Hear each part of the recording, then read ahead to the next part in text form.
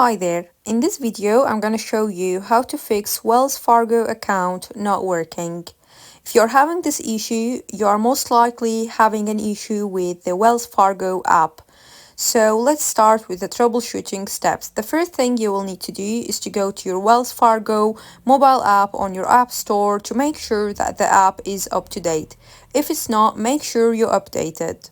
If the problem continues, go to your phone's settings and then go to General and then go to Software Update and make sure that your device is up to date. If it's not, you will have the update option in here. If that doesn't resolve the issue, then try removing the app from your device and going to App Store to install it again. If that doesn't resolve the issue, then the next thing to do is to make sure that your internet connection is working fine.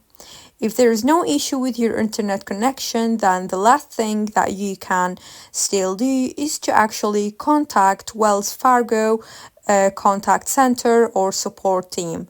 To do this, you can simply go to their official website and go to Contact Us section to see your available options. So you can see all the contact numbers that you can basically use to call them or see any other options they have provided.